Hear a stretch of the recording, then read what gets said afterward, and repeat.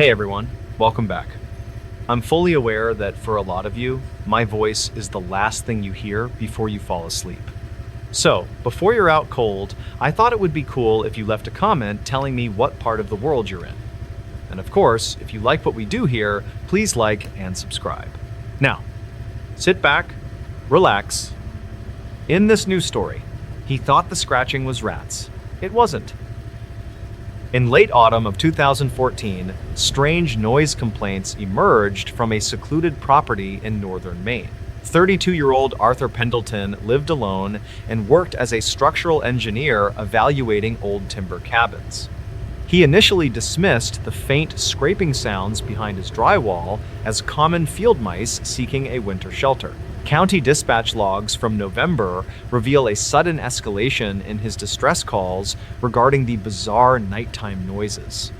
What began as a mundane pest issue quickly evolved into an unresolved missing persons case lacking any explanation. Arthur had relocated to the Aroostook County region to study the architectural decay of several abandoned logging structures. His rented property was a refurbished two-story farmhouse situated roughly 14 miles away from the nearest town. For the first 3 weeks, state records indicate he maintained regular daily email contact with his Boston firm. Archived notes from his professional journals mention the surprising structural integrity of the local buildings he carefully surveyed. The surrounding dense forest provided a quiet environment for his highly technical and incredibly focused architectural assessment work.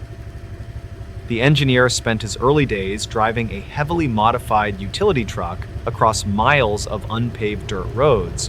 He carried specialized measuring equipment designed to test the load-bearing capacity of century-old rotting wooden beams.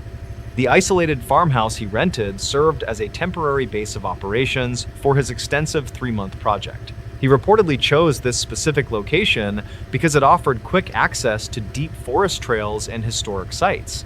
Nobody in the nearby town knew much about his background or his ultimate reasons for taking the assignment. During his second week in the remote farmhouse, Arthur began noting minor acoustic anomalies in his daily journals. He wrote about a persistent, low-frequency vibration that seemed to echo through the solid oak floorboards nightly. A county file from 2009 indicated the property sat on naturally shifting soil prone to settling.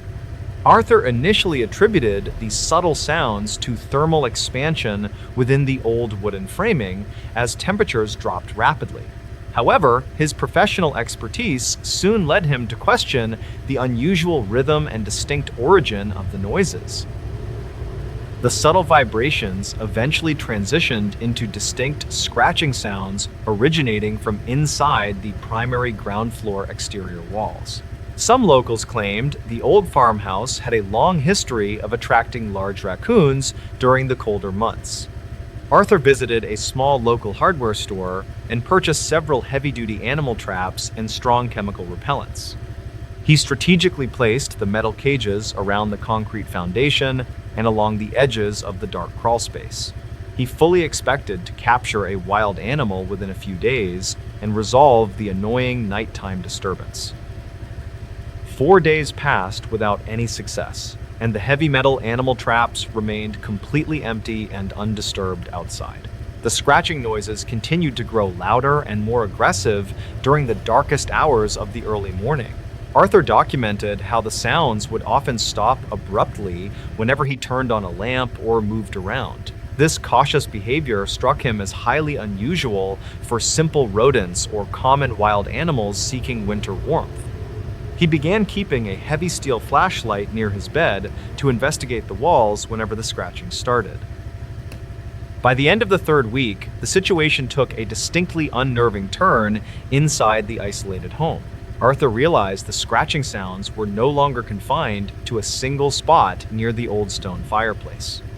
The noises actively tracked his physical movements as he walked slowly across the long wooden bedroom floor at night. He tested this theory by pacing from the window to the door and listening to the corresponding movement.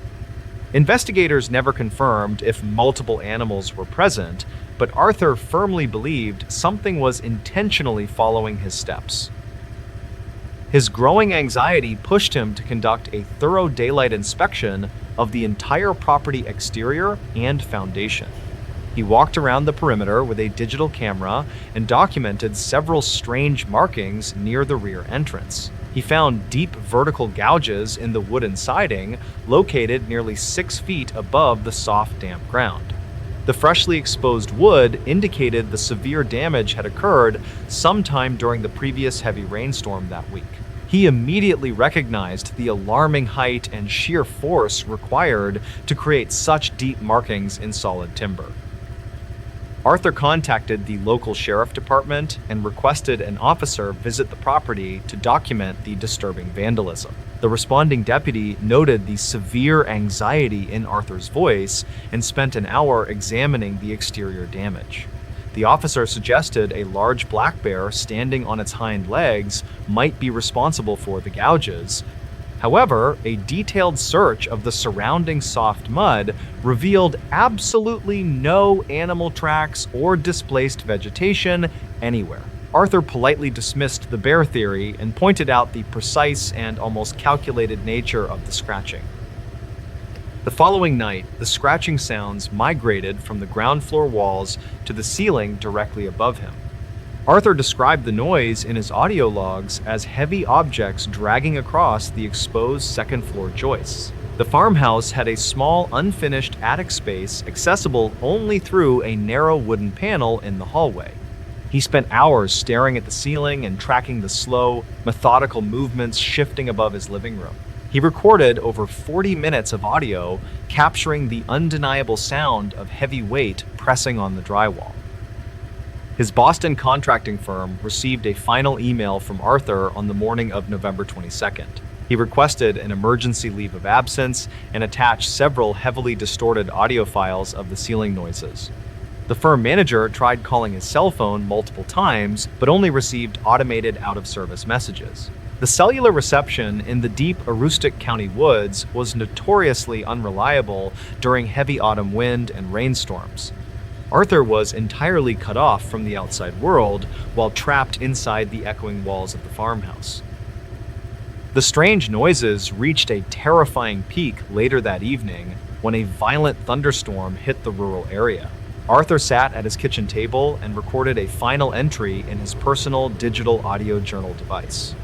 He calmly explained that the scratching had evolved into frantic clawing directly above his primary first-floor bedroom. He noted the structural groaning of the ceiling panels indicated whatever was up there weighed over 200 pounds. He expressed a deep, rational fear that the drywall would eventually collapse under the immense shifting physical weight.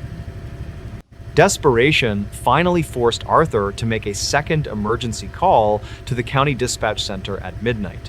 He spoke in a harsh whisper and explained that an unknown intruder was currently trapped inside his attic. The dispatcher logged the call and immediately categorized it as an active home invasion requiring an urgent response.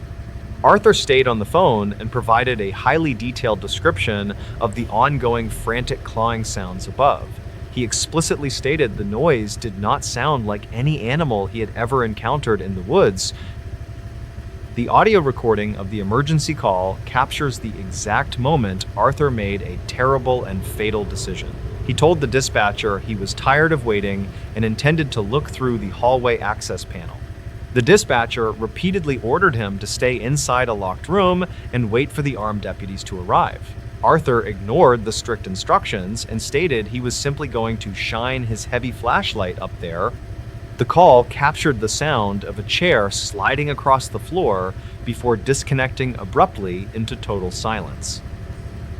Multiple law enforcement vehicles arrived at the secluded farmhouse exactly 45 minutes after the dropped emergency call. The heavy rain had washed away any potential footprints on the long gravel driveway leading to the property. They found the front door standing wide open, swinging violently in the harsh wind of the passing storm. Arthur's modified utility truck was still parked outside, and his wallet and keys were sitting on the table. The interior of the house was completely dark, silent, and showed no obvious signs of a physical struggle. Deputies drew their weapons and conducted a slow, tactical sweep of the entire ground floor and exterior perimeter. They found the kitchen and bedroom completely undisturbed, with Arthur's computer still running a structural analysis software program. However, they soon discovered the wooden attic access panel in the central hallway had been pushed completely open. A heavy wooden dining chair was positioned directly underneath the dark rectangular hole leading into the ceiling space. The deputies gathered beneath the opening and called out for Arthur, but received absolutely no verbal response back. One officer climbed onto the chair and slowly raised his tactical flashlight into the pitch-black attic space. He immediately spotted Arthur's heavy steel flashlight slowly rolling across the exposed wooden floorboards near the ventilation shaft. The officer carefully pulled himself into the cramped space and began crawling across the thick pink fiberglass insulation. The air inside the attic was incredibly cold and smelled strongly of decaying damp wood and raw copper. He signaled for backup as he discovered highly disturbing physical evidence scattered around the central load-bearing beam. Records conflict regarding what exactly the investigating officers discovered near the main ventilation shaft at the far end. Some official police reports state the officers found an old, filthy sleeping bag and several empty food cans. This mundane evidence strongly suggested an unknown transient individual had been secretly living directly above Arthur's bedroom. The squatter theory perfectly explained the heavy footsteps, the moving sounds, and the missing food from the kitchen. However, other highly confidential sources from the investigation claimed the physical evidence was much more sinister and ambiguous. A secondary forensic report described finding human fingernails deeply embedded in the wooden beams near the ventilation grate. The report suggested someone had been frantically clawing at the floorboards from inside the attic for several days. This terrifying detail aligned perfectly with Arthur's detailed audio logs describing the desperate scratching sounds above his head. Investigators found long strands of unidentified dark hair snagged on the sharp, rusty nails protruding from the roof. Whatever had been hiding up there had seemingly vanished into the stormy night without leaving a clear trail. The state police immediately launched a massive search effort through the surrounding dense timberland the very next morning. They established a command center at the property and brought in heavily trained tracking dogs to scour the woods. The dogs reportedly lost the scent completely less than 100 yards away from the farmhouse back door. They also utilized thermal imaging helicopters to scan miles of dense forest canopy for any signs of body heat. Despite the massive allocation of resources and manpower, they found absolutely no trace of the missing structural engineer. The property remained heavily scrutinized by forensics teams for the next 14 days without yielding any definitive answers. The deep gouges on the exterior siding were re-examined and matched the exact width of a large human hand. The heavy scratching Arthur heard was undeniably a person physically tearing at the architecture of the isolated house. The identity of the potential squatter and their disturbing motive for tormenting the isolated man remains completely unknown. No fingerprints matching anyone in the National Criminal Database were ever recovered from the dusty attic floorboards. Arthur's abandoned audio journals were eventually transcribed and added to the massive unresolved missing persons case file. Audio experts analyzed the recordings of the ceiling noises, but could not identify any specific spoken words or breathing. The deep, rhythmic thumping captured on the digital device continues to baffle sound engineers and law enforcement officials today. Some analysts suggest the acoustics of the old house amplified the movements of a relatively small person hiding above. Others believe the terrifying recordings capture something much larger, moving with deliberate and malicious intent in the dark. The Boston contracting firm officially terminated Arthur's employment contract 3 months after his mysterious and sudden disappearance. His remaining family members traveled to Maine to collect his personal belongings and abandoned professional surveying equipment. They reported feeling an overwhelming sense of dread while standing inside the quiet and empty rural farmhouse property. The landlord eventually boarded up the windows and securely padlocked the doors, leaving the building to slowly decay. The property quickly earned a dark reputation among locals who actively avoid driving down that specific dirt road. Years passed, and the dense Maine forest slowly began to reclaim the forgotten farmhouse and the overgrown driveway. Hunters occasionally report hearing strange, rhythmic thumping noises echoing from the direction of the abandoned two-story structure. Some adventurous teenagers broke into the house in 2019, but fled after hearing heavy footsteps upstairs. Police responded to their trespassing call, but found the interior completely empty and the attic access panel sealed shut. The legend of the scratching in the walls continues to grow and terrify the small surrounding rural community. Today, the state records officially list Arthur Pendleton as an active missing person with 0 new leads generated. Investigators never confirmed if he panicked and fled into the freezing woods or was taken by the unknown intruder. The truth regarding what he actually saw when he shined his flashlight into that dark attic remains a mystery. The case serves as a chilling reminder of the deep isolation found in the remote corners of northern Maine. Whoever or whatever was hiding in the ceiling space that cold November night has never been identified or caught. The final voicemail she left remains a mystery. The dense coniferous forests of the Olympic Peninsula in Washington state are known for their breathtaking beauty and their oppressive isolation during the winter months. Clara Mitchell was a 29-year-old freelance architect based in Seattle who specialized in designing sustainable off-grid housing. She had rented a remote cabin near the Hoh Rainforest for a 10-day solo retreat starting on November 10, 2023. Her objective was to finalize the blueprints for a major client without the distractions of the city and to hike the local trails for inspiration. Clara was an experienced outdoorswoman who had hiked portions of the Pacific Crest Trail and was known by her friends as cautious and highly prepared. Dispatch logs from the Jefferson County Sheriff Office confirmed that she arrived at the rental property on schedule and checked in with the property management company via a landline application. The cabin was located 5 miles down a private gravel road that was prone to washing out during heavy rains. The rental property was a 2-story A-frame structure built in the late 70s that sat on a bluff overlooking a dense valley of hemlock and cedar trees. It was equipped with a satellite internet connection and a backup generator, but cell service in the area was notoriously spotty.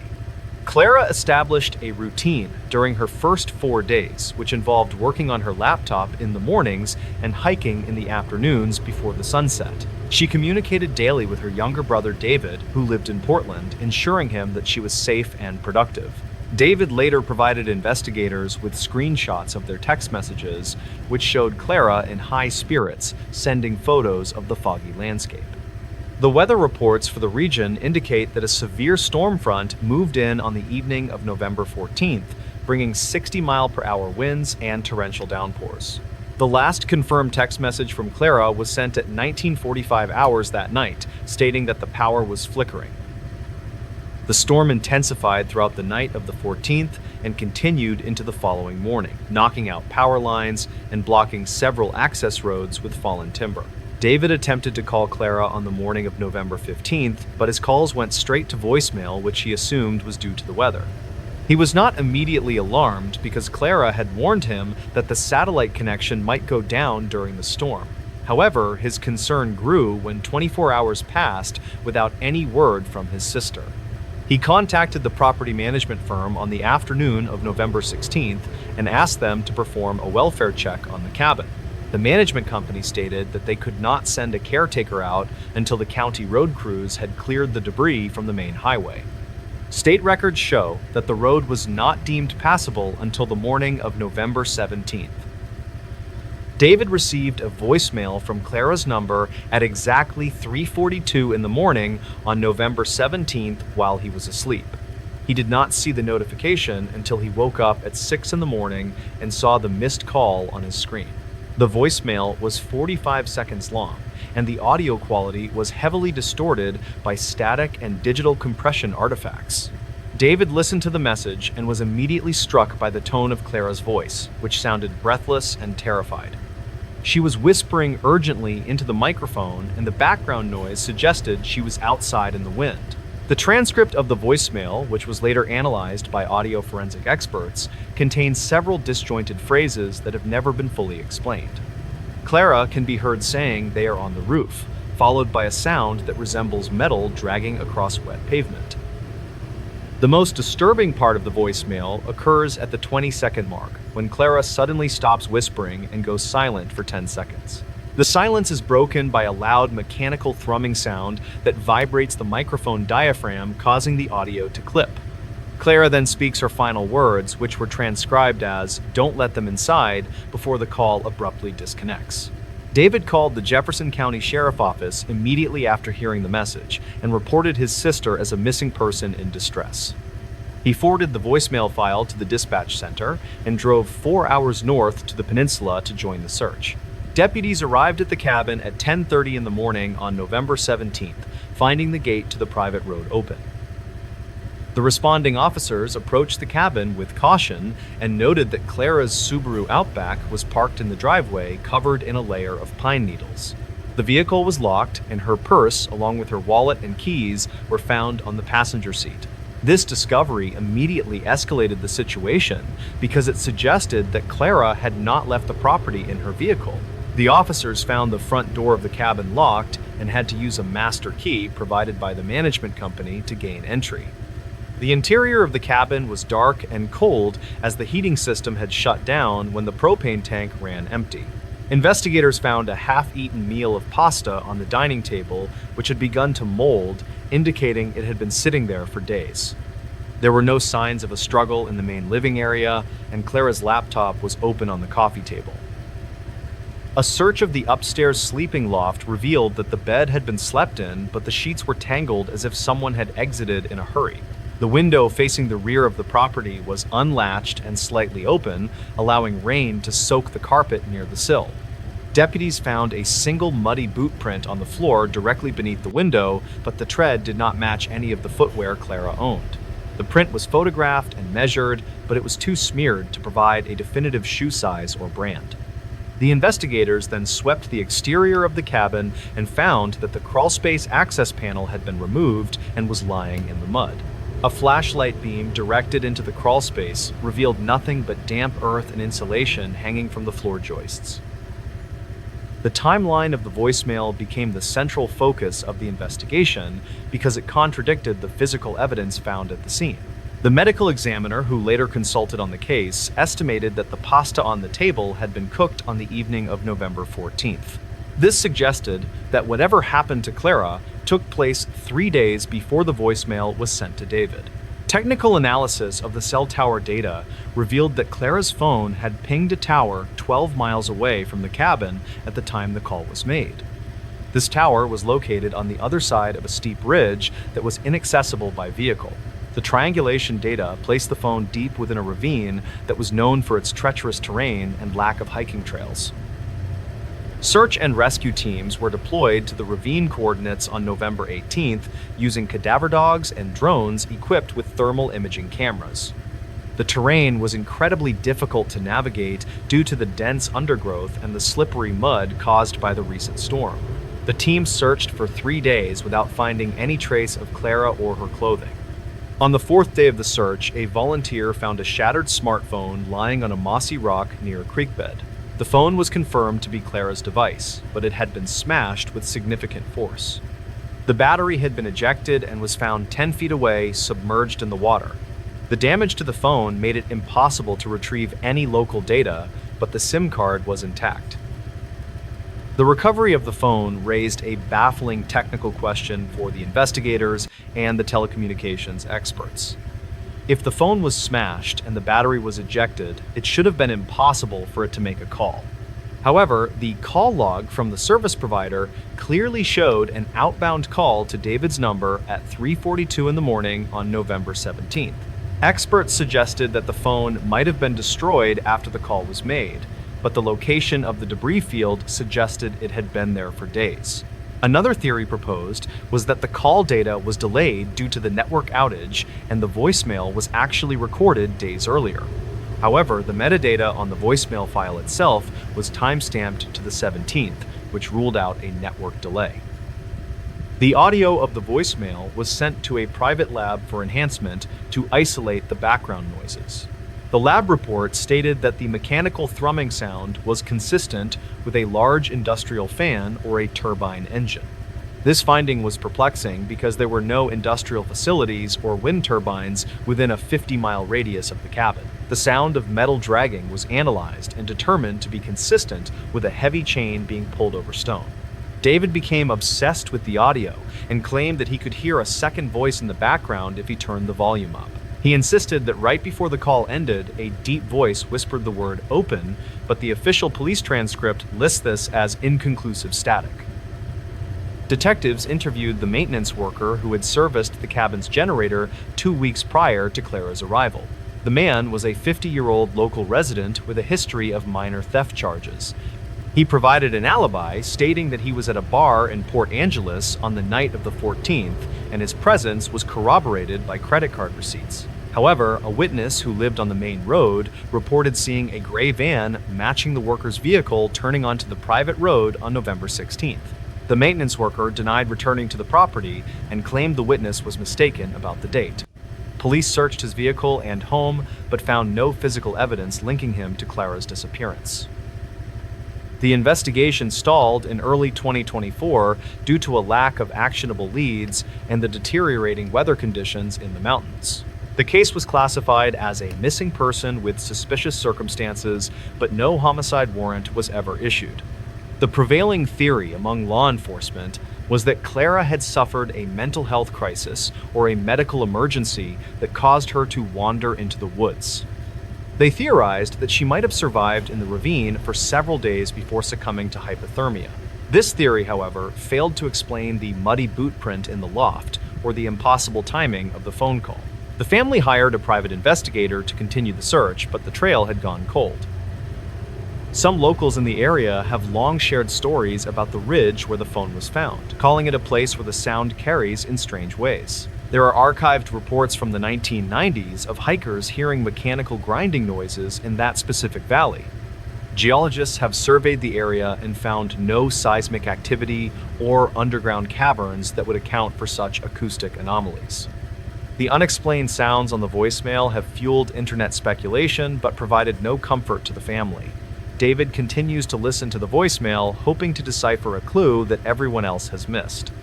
He believes that Clara was running from someone or something that night, and that the phone was planted in the ravine to mislead the search parties. The cabin remains a rental property, but the management company has installed bars on the lower windows and upgraded the security system. Renters who have stayed there since the incident have reported no unusual activity other than the occasional power outage. The mystery of how a dead phone could make a call and who made the muddy boot print in the loft remains unsolved. The file on Clara Mitchell sits in a box in the county archives filled with conflicting data points and unanswered questions. The final voicemail she left stands as the only testament to her last moments in the dark, rainy woods. To this day, no remains have ever been found, and the forest has kept it secret. This dashboard camera captured a figure miles from town. The desolate stretch of asphalt, known as United States Route 50, cuts through the heart of Nevada and has earned the moniker the loneliest road in America due to its vast, unpopulated distances. Arthur Reed was a 38-year-old heavy-haul transport specialist who had spent the last 15 years navigating the most remote highways in the western United States. Reed was employed by a logistics firm based in Salt Lake City that specialized in moving sensitive mining equipment to isolated extraction sites. He was known among his supervisors as a meticulous driver who strictly adhered to safety protocols and maintained his vehicle with obsessive care. On the night of August 12, 2023, Reed was tasked with transporting an oversized generator unit from a depot in Ely to a distribution center in Reno.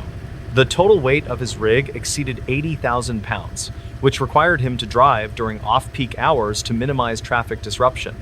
Dispatch logs from the trucking company confirm that Reed completed his pre-trip inspection at 2300 hours and departed the Ely yard shortly before midnight. The vehicle Reed was operating was a late-model Kenworth T680 equipped with a sophisticated telematics suite and a dual-lens dashboard camera system. The camera was designed to record high-definition video of the road ahead while simultaneously monitoring the driver for signs of fatigue or distraction.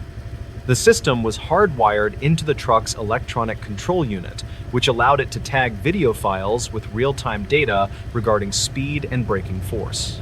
Reed merged onto Route 50 and set his cruise control to 55 miles per hour as he settled in for the long drive across the Great Basin Desert. The weather reports for that night indicated clear skies with unlimited visibility and an ambient temperature of 65 degrees. Reed later told investigators that the first 3 hours of the trip were completely uneventful, and he encountered fewer than 5 other vehicles during that time. He listened to satellite radio talk shows to stay alert as the endless line of reflector posts flashed by in the darkness. The incident occurred as Reed was approaching the Eureka County line near a geographic depression known as Antelope Valley at approximately 3:14 in the morning. The road in this section is characterized by long straightaways that can lull drivers into a state of highway hypnosis if they are not careful. However, the telemetry data from the truck's black box indicates that Reed was actively making micro adjustments to the steering wheel, which proves he was fully alert. The onboard radar system, which is designed to detect obstacles and automatically engage the brakes if a collision is imminent, suddenly issued a proximity warning.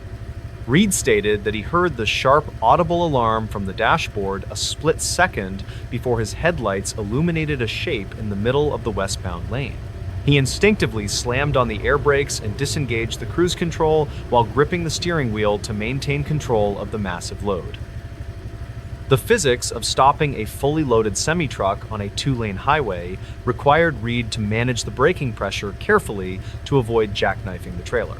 The tires screamed against the asphalt as the anti-lock braking system pulsed rapidly to prevent a skid. Reed reported seeing a figure standing directly on the double yellow line approximately 200 feet in front of his grill. The figure did not attempt to move or jump out of the way of the 40-ton vehicle hurtling toward it. Reed managed to steer the cab slightly onto the gravel shoulder to widen the gap between the truck and the obstacle. The truck came to a violent halt in a cloud of dust and burnt rubber, roughly 50 yards past the point where the figure had been standing. The cabin was silent except for the heavy breathing of the driver and the mechanical ticking of the cooling engine block. Reed sat frozen in the driver's seat for nearly a minute as he processed the near collision and waited for his heart rate to stabilize. He checked the side mirrors, expecting to see a confused pedestrian or a deer standing on the road behind the trailer. The view in the mirrors was pitch black, save for the red glow of the trailer clearance lights reflecting off the settling dust. Reed unbuckled his safety belt and retrieved a heavy-duty Maglite flashlight from the door storage compartment. He opened the cab door and stepped out onto the aluminum running board before jumping down to the gravel shoulder. The air outside was silent and smelled strongly of sagebrush and ozone from the braking friction. Reed swept the beam of his flashlight across the roadway and the surrounding desert scrub looking for the person he was sure he had almost killed. The driver conducted a thorough grid search of the immediate area for 20 minutes, walking back and forth along the asphalt and the dirt embankments. He looked for footprints in the soft sand on the shoulder that would indicate where the person had entered or exited the highway. According to Reed's statement to the police, there were no footprints anywhere near the site except for his own boot marks. The asphalt itself showed the heavy black skid marks from his tires, but there was no physical evidence of a pedestrian. Confused and unsettled, Reed returned to the cab and locked the doors before calling the authorities via his satellite phone. He reported a potential hazard on the roadway and requested a patrol unit to verify the area was safe. While he waited, he decided to access the onboard computer to review the footage. The dashboard camera system had a small display screen mounted on the windshield that allowed drivers to play back recent events. Reed navigated the menu to the timestamp of the hard braking event and pressed play on the video file. The footage was crisp and clear, showing the high beams cutting through the darkness of the desert night. At exactly 0, 3, 14, and 12 seconds, a pale shape appeared on the center line at the edge of the light's reach. Reed paused the video and used the digital zoom function to get a closer look at the anomaly. The figure appeared to be a human male of average height, wearing a gray suit that looked tailored in a style from the mid-20th century. The man was standing with his arms at his sides and his head turned slightly to the north, away from the oncoming truck. A Nevada Highway Patrol trooper arrived at the scene 45 minutes later, after being dispatched from the nearest substation in Austin. The trooper parked his cruiser behind Reed's truck and activated his emergency lights to warn any approaching traffic. He approached the cab and interviewed Reed, who was still visibly shaken by the experience. The officer recorded Reed's statement and then conducted his own inspection of the roadway using a high-powered spotlight. The trooper also utilized a handheld thermal imaging camera to scan the surrounding desert for heat signatures. The thermal display showed the residual heat from the truck's tires and engine, but the desert itself was a uniform cool blue. There were no warm shapes, indicating a person hiding in the brush or walking away from the highway. Reed invited the trooper into the cab to view the dashboard camera footage to prove that he had not been hallucinating. The officer watched the video several times and agreed that there was undeniably a person standing in the lane. However, the trooper noticed a disturbing detail that Reed had missed during his initial panic. As the truck approached the figure, the bright LED headlights should have cast a long shadow behind the man, stretching out into the darkness. The video showed that the figure cast absolutely no shadow on the asphalt, despite being fully illuminated. The light seemed to pass through the space where the shadow should have been, or the figure simply did not interact with the light in a physical way. The officer noted this discrepancy in his field report, but could offer no logical explanation. The trooper cleared Reed to continue his journey after documenting the incident as a collision avoidance with an unknown object. Reed drove the remaining distance to Reno in a state of high anxiety, constantly scanning the road for the gray-suited man.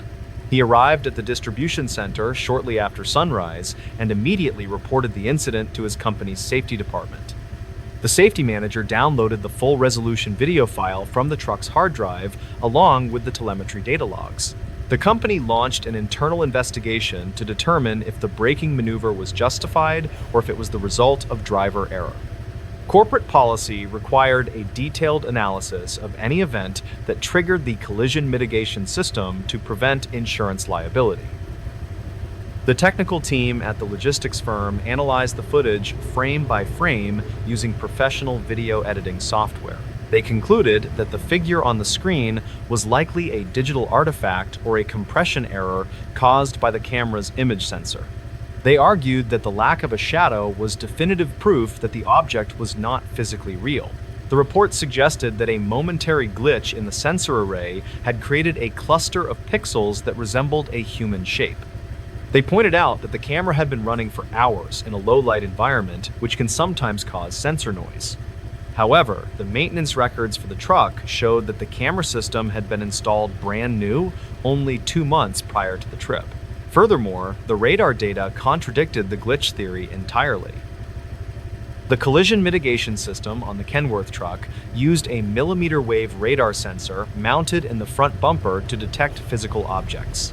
The telemetry logs revealed that the radar had locked onto a solid target at a distance of 300 feet. The system had calculated the time to impact and had initiated the braking sequence independently of the driver's reaction. This meant that the truck's computer had detected a physical mass on the road at the exact same location where the camera saw the figure. It is extremely rare for 2 independent sensor systems to malfunction simultaneously in a way that perfectly corroborates a false positive. The conflict between the visual evidence of a shadowless figure and the radar evidence of a solid object baffled the company engineers. Some locals in the historic mining towns along Route 50 have passed down stories of strange occurrences on that highway for decades. Archives from the Eureka Sentinel newspaper in the 1950s contain a brief article about a traveling salesman who vanished on that same stretch of road. The salesman was reportedly last seen wearing a gray business suit and driving a sedan that broke down near Antelope Valley. His car was found abandoned on the roadside with the keys in the ignition, but the man was never seen again. Investigators at the time found no evidence of foul play, and the case eventually went cold. While there is no direct link between the cold case and Reed's video, the description of the clothing bears a striking resemblance to the figure on the tape. The ambiguity of the dashboard camera footage led to intense debate within the online community of professional drivers. Reed shared a clip of the video on a private industry forum in an attempt to find answers or validation. Many veteran truckers commented that they had seen similar inexplicable things on Route 50, but had always dismissed them as fatigue. One user, who claimed to be a former optical engineer, offered a detailed critique of the glitch theory. He explained that a sensor glitch would typically appear as a geometric block of color or a streak rather than a detailed human silhouette.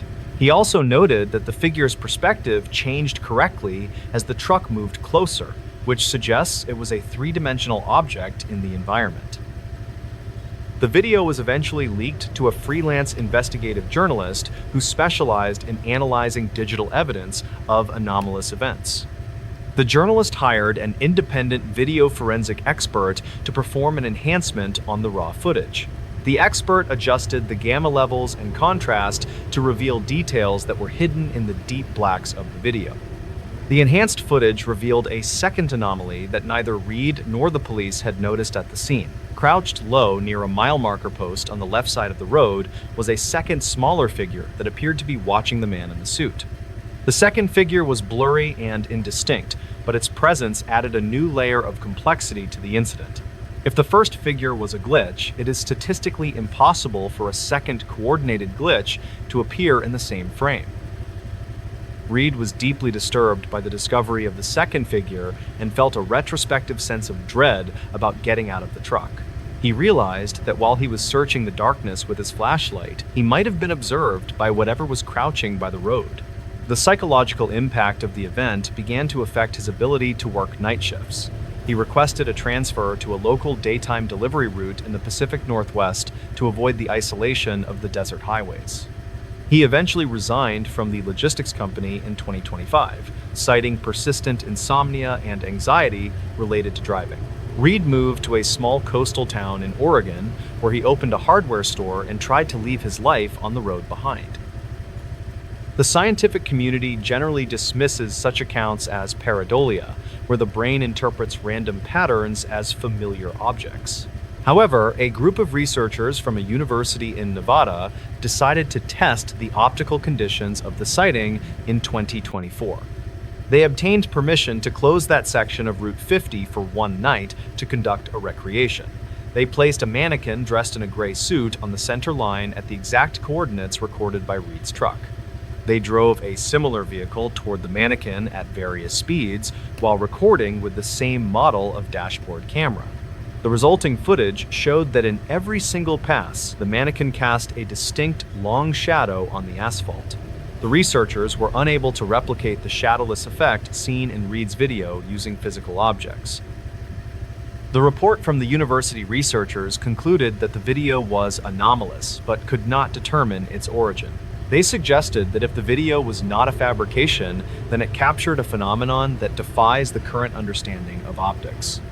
The lack of a shadow implies that the figure was either not solid or was emitting its own light that canceled out the shadows.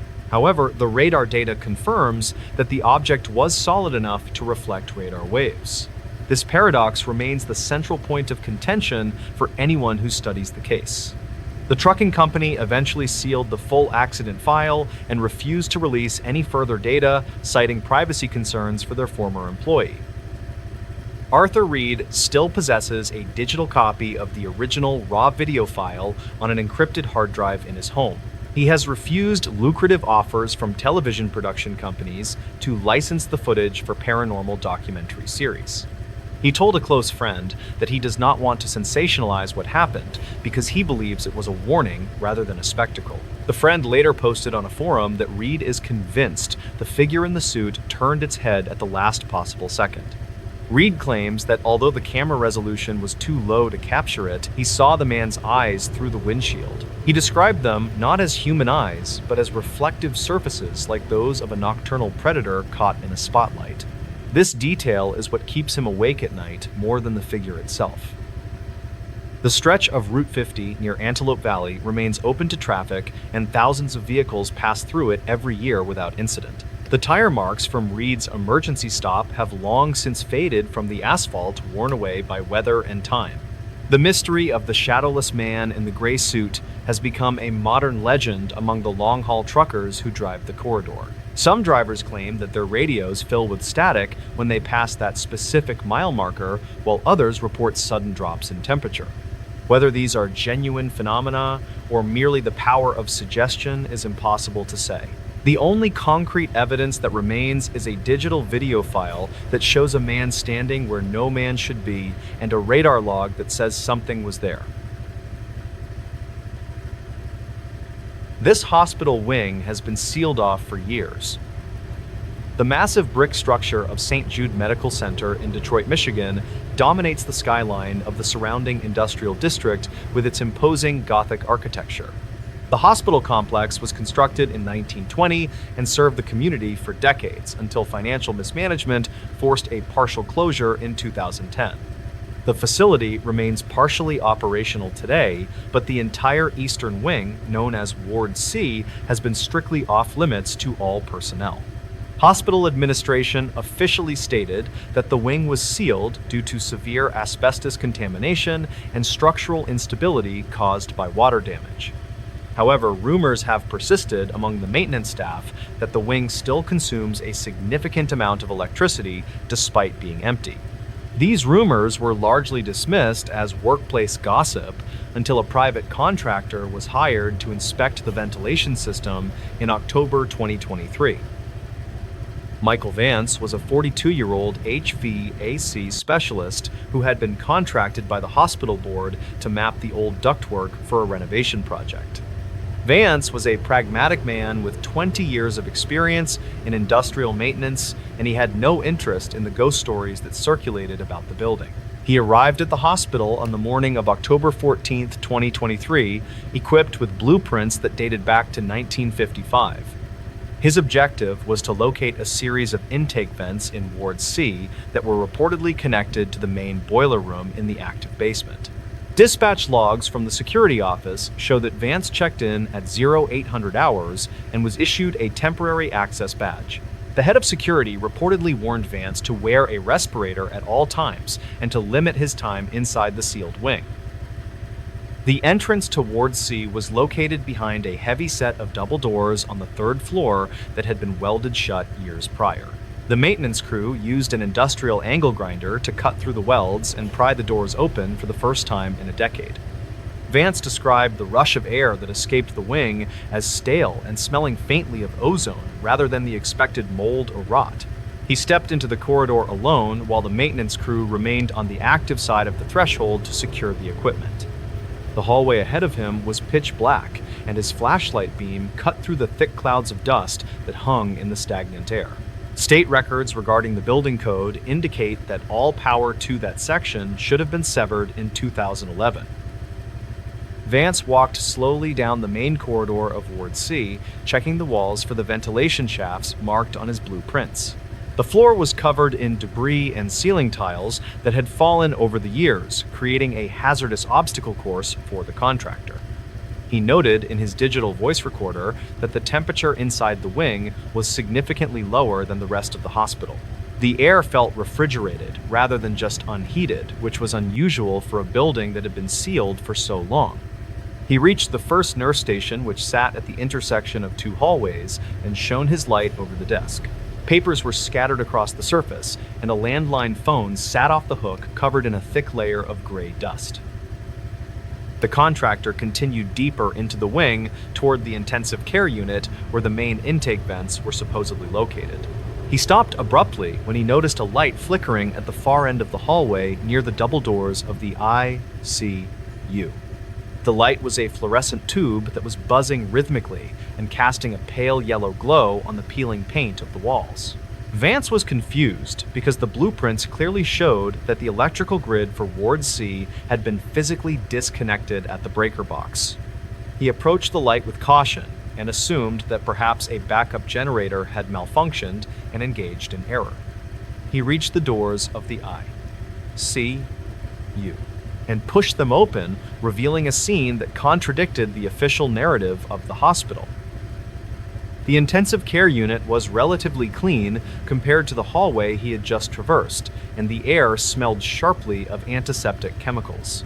There was no dust on the floor in this section, and the equipment appeared to be staged as if it were ready for patients.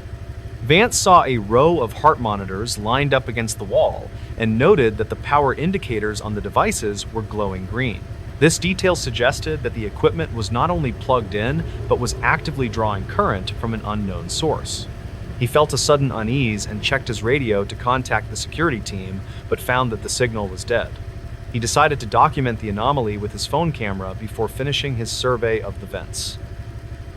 Vance moved into one of the patient rooms to inspect a vent cover located near the ceiling and set his tool bag on the bed. The bed was made with crisp white linens that looked fresh and did not show the yellowing signs of age or neglect. He climbed his ladder and removed the vent cover to peer inside the shaft with his flashlight. The beam of light revealed that the ductwork was free of dust and appeared to have been recently cleaned or replaced. He climbed down from the ladder and noticed a clipboard hanging on the foot of the bed that he had missed earlier. He picked up the clipboard and read the patient chart attached to it, which contained a series of dates and medical codes. The dates entered on the chart were from September and October of 2023, which was impossible given the status of the wing.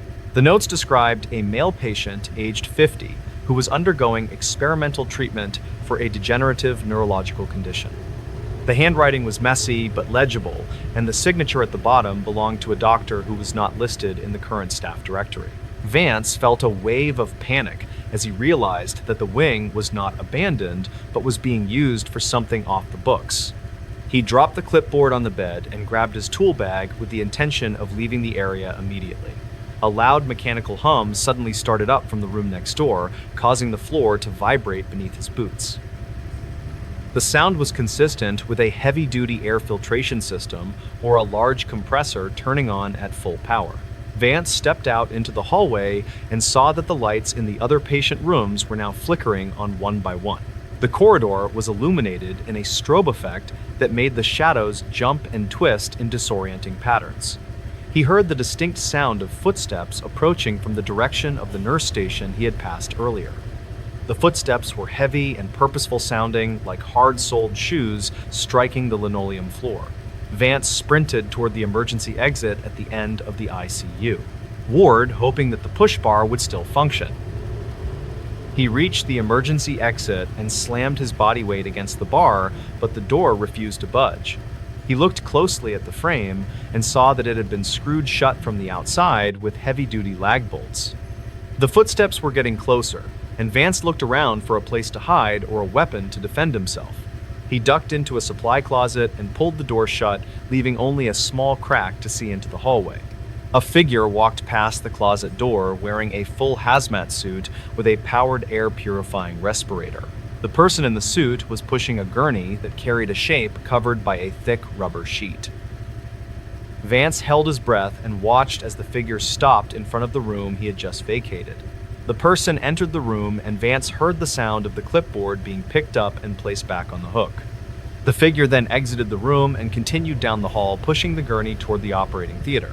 Vance waited until the sound of the wheels faded into the distance before he burst out of the closet. He ran back the way he came, sprinting through the clean section and back into the dusty corridor. He did not stop running until he reached the welded doors where the maintenance crew was waiting. The crew looked at him with confusion as he scrambled through the opening, covered in sweat and dust. The security team detained Vance immediately and escorted him to a small office on the administrative floor. He tried to explain what he had seen, but the head of security interrupted him and told him he was hallucinating due to toxic fumes. They confiscated his phone and deleted the photos he had taken, citing patient privacy laws, despite the wing being closed. Vance was forced to sign a non-disclosure agreement that threatened severe legal action if he spoke about the layout of the hospital. He was escorted off the property by two armed guards and told that his contract was terminated effective immediately. The hospital administration later issued a statement claiming that Vance had suffered a panic attack triggered by claustrophobia. Vance filed a report with the local police department the following day, claiming that he had witnessed illegal activity in the hospital. The police investigated the claim and sent a pair of officers to inspect Ward C with the hospital administrator. The officers reported that the wing was completely dark and filled with debris, just as the hospital had stated. They found no evidence of power or clean linens, and the ICU was stripped bare of all equipment. The police report concluded that there was no merit to the allegations and closed the case. Vance insisted that they had cleaned the scene overnight or that he had been in a different section of the building. A review of the hospital utility records from 2023 shows a discrepancy in the power consumption for the main campus. The records indicate a spike in usage every night between the hours of 0200 and 0500. This usage pattern is consistent with the operation of high-energy medical imaging equipment like MRI machines. The hospital claims this is due to the automated sterilization cycles of the laundry department in the basement. However, the laundry department is not on the same circuit as the sealed eastern wing. This technical inconsistency has never been explained by the facility management team. Some locals who live in the apartments facing the east side of the hospital have reported seeing lights in the windows of Ward C. These witnesses claim that the lights are often accompanied by the arrival of unmarked vans at the delivery dock. A resident named Sarah Miller told a local journalist that she saw a figure standing in the window of the fourth floor on Halloween night. The figure appeared to be wearing a surgical mask and was looking down at the street with a pair of binoculars. The journalist attempted to publish the story, but the editor killed the piece, citing a lack of corroborating evidence. The apartments have a direct line of sight to the rooms where Vance found the clean bed. Vance struggled to find work in the city after the incident, as rumors of his instability spread among contractors. He eventually moved to Ohio to work for a residential heating company and tried to put the event behind him. He told his wife that he sometimes wakes up to the sound of rhythmic beeping like a heart monitor. Medical records from 2024 show that Vance developed a chronic respiratory condition shortly after the inspection. His doctor noted that his lungs showed signs of exposure to a rare chemical used in industrial sterilization. Vance believes this is proof that the air in the wing was being treated for a sterile environment. The hospital announced plans to demolish the eastern wing in 2025 to make room for a new parking structure. The demolition was scheduled to be carried out by a specialized team from out of state. During the demolition prep, a worker was injured when a pressurized oxygen line ruptured in the wall. The existence of a pressurized line in a building that was supposedly disconnected for a decade raised more questions. The fire department response log notes that the line was still connected to a central manifold that was hidden behind a false wall in the basement. The hospital stated it was a remnant of the old system that had not been properly purged. Investigators never confirmed the source of the oxygen or who was paying for the electricity in the sealed wing. The debris from the demolition was hauled away in sealed trucks to a hazardous waste landfill. The space where Ward C stood is now a flat concrete lot used for visitor parking. The truth of what Vance saw that day remains buried under layers of conflicting paperwork and corporate denial. The only physical evidence that remains is the scarring on Vance's lungs and the utility bills that don't add up. The city of Detroit has many abandoned buildings, but few are guarded as jealously as the ruin of Ward C was.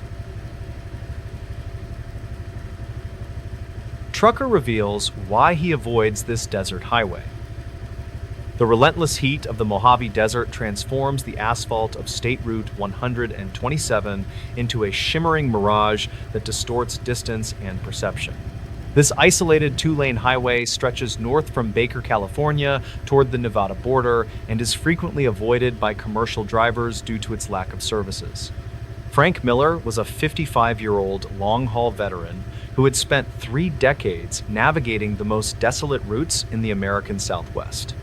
He was employed by a logistics firm based in Barstow that specialized in transporting hazardous materials to remote industrial sites near Death Valley. Miller was known among his peers as a rigid adherent to safety protocols and a man who kept his logbooks in perfect order. On the night of July 14th, 2023, Miller was hauling a tanker of industrial solvent scheduled for delivery in Pahrump by sunrise. Dispatch logs from the trucking company confirmed that he departed the terminal at 2200 hours under clear skies and calm winds. The vehicle Miller operated was a customized Peterbilt 389 extended hood model that was equipped with a heavy-duty cooling system for desert operations. The truck featured a state-of-the-art telematics system that tracked the engine performance and the driver's location via satellite link every 30 seconds. Miller preferred to drive at night to avoid the blistering daytime temperatures, which could stress the engine and the tires on the hot pavement. He established a routine of checking his mirrors every 10 seconds and listening to audiobooks to maintain his alertness during the long solitary shifts. The first 2 hours of the drive were uneventful, as the truck hummed along the empty ribbon of road with the high beams cutting through the darkness. Miller noted in his voice log at midnight that the temperature outside was still hovering around 90 degrees Fahrenheit. The desolation of the landscape was absolute, with no other headlights visible in either direction for over 60 miles. The incident began as Miller approached a notorious section of the highway near the Dumont Dunes, where the shifting sands often encroached on the roadway. The time was exactly 01:30 in the morning when the truck's collision avoidance system suddenly engaged the air brakes without warning. The sudden deceleration threw Miller forward against his seatbelt as the tires locked up and skidded across the gritty asphalt. The truck came to a shuddering halt in the middle of the northbound lane, surrounded by the silence of the deep desert. Miller checked the dashboard display, which indicated that the front radar sensor had detected a stationary object directly in the truck's path. He looked through the windshield, expecting to see a stalled car or perhaps a wild burro standing on the centerline. However, the road ahead was completely empty and illuminated brightly by the truck's LED light bars. Miller sat in the idling cab for several moments to allow his heart rate to settle before deciding to investigate the sensor error.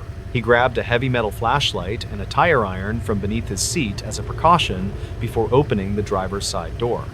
The heat of the desert night hit him instantly as he stepped down onto the running board and scanned the perimeter. He walked to the front of the truck and inspected the grille and the bumper for any sign of an impact with an animal. There was no damage to the chrome and no blood or fur that would indicate a collision had occurred. Miller then walked 50 yards down the road to the spot where the radar claimed the obstacle had been located. The asphalt was pristine and unbroken except for the long black skid marks left by his own tires. The driver was about to return to the cab when he noticed something unusual on the sandy shoulder of the road near a mile marker post. He shone his flashlight beam onto the ground and saw a single set of boot prints leading from the desert scrub onto the pavement. The prints were fresh and the edges of the sand were still sharp, which suggested they had been made within the last few minutes. Miller followed the tracks with his light and saw that they stopped abruptly in the middle of the right lane. There were no return tracks leading back off the road and no sign of scuffle or disturbance in the dust. It appeared as if the person who made the tracks had simply vanished into thin air upon reaching the center of the lane. Miller felt a sudden chill despite the heat and hurried back to the safety of his locked cab. He climbed back into the driver's seat and locked the doors before radioing his dispatch center to report the emergency stop and the strange tracks. The dispatcher on duty logged the call at 01:45 and noted that Miller sounded breathless and agitated. Miller stated that he felt he was being watched from the darkness beyond the reach of his headlights. He decided to pull the video file from his dashboard camera to see what had triggered the sensor before he continued driving. The camera system was designed to automatically save the 20 seconds preceding any hard braking event. Miller navigated the menu on the small screen and pressed play on the clip timestamped at 01:30. The video showed the empty road stretching out before the truck as the speedometer climbed to 65 miles per hour. The footage played normally until 3 seconds before the brakes engaged, when a glitch caused the screen to pixelate briefly. When the image stabilized, a figure was visible standing motionless in the center of the lane facing the oncoming truck. The figure appeared to be a tall male wearing tattered clothing that hung loosely from a gaunt frame. The most disturbing detail was that the figure did not have a face, but rather a smooth surface where features should have been. Miller watched in horror as the truck in the video rushed toward the figure without slowing down until the automatic brakes kicked in. In the final frame before the truck stopped, the figure seemed to dissipate like smoke or dust into the grille. Miller replayed the video 5 times, and each time the figure was clearly visible in the high-definition recording. Terrified by what he had seen, Miller put the truck in gear and accelerated away from the scene as quickly as the heavy load would allow. He drove the remaining distance to Pahrump without stopping and kept his eyes fixed on the road ahead. He arrived at the delivery site at 4 in the morning and refused to exit the cab until the facility security guard approached. Miller handed over the manifest through a cracked window and told the guard he was not feeling well. He unloaded the tanker swiftly and drove immediately to a truck stop with bright lights and other people. He submitted the dashcam footage to his safety manager later that morning along with his resignation letter. Miller stated that he would never drive that stretch of Route 127 again, regardless of the pay or the urgency. The logistics company launched a full investigation into the incident to determine if the braking event was a mechanical failure or driver error. The safety team analyzed the raw video file and the telemetry data from the truck's black box. They confirmed that the radar system had indeed detected a solid mass in front of the vehicle at the specific time. However, the video experts claimed that the figure on the screen was likely a compression artifact caused by heat waves. They argued that the high temperature of the asphalt caused the air to shimmer, which the low-light sensor interpreted as a shape. This explanation failed to account for the radar data, which relies on radio waves rather than optics. The conflict between the visual evidence and the sensor data created a deadlock in the final report. State records from the California Highway Patrol show that a patrol unit was dispatched to the location of the skid marks the following day. The officer who responded to the call found the skid marks exactly where Miller had described them. The officer also found the boot prints on the shoulder leading onto the roadway, just as Miller had reported. The prints were photographed and measured, but they did not match any known footwear database used by law enforcement. The tracks ended in the middle of the lane, with no logical explanation for where the person had gone. The officer noted in the report that there were no vehicle tracks nearby that could have picked up a pedestrian. The desert floor on either side of the road was undisturbed for miles. Some locals in the nearby town of Baker have shared stories about a phantom hitchhiker who haunts that specific stretch of highway. Archives from a local newspaper in 1998 mention a drifter who died of dehydration in that area after his car broke down. The description of the drifter's clothing in the police report from that time matches the tattered rags seen in Miller's video. However, investigators never found a link between the old case and the modern sighting recorded by the truck. The lack of facial features on the figure remains a detail that does not fit with the ghost story narrative. This anomaly suggests that the phenomenon might be something more abstract or unrelated to the previous death. The dashboard camera footage was eventually archived by the company and labeled as an equipment malfunction due to environmental conditions. Miller refused to accept this conclusion and shared his story on a private forum for professional drivers. Several other truckers commented on the post, claiming they had experienced similar sensor failures in that same valley. One driver mentioned that his radio would always cut out at that mile marker and emit a high-pitched static squeal. Another driver claimed to have seen a figure running alongside his truck at 60 miles per hour. These anecdotal accounts suggest a pattern of unexplained activity that the corporate logs failed to capture. Frank Miller retired from the trucking industry entirely in 2024 and moved to a small town in Oregon to work in a lumberyard. He still suffers from nightmares about the faceless figure and refuses to drive on unlit roads at night. He kept a copy of the video file on a USB drive, which he keeps locked in a safe in his home. He told his brother that the scariest part of the video was not the figure itself, but the timestamp. The timestamp on the video jumped forward by 2 minutes during the glitch, which implies a loss of time.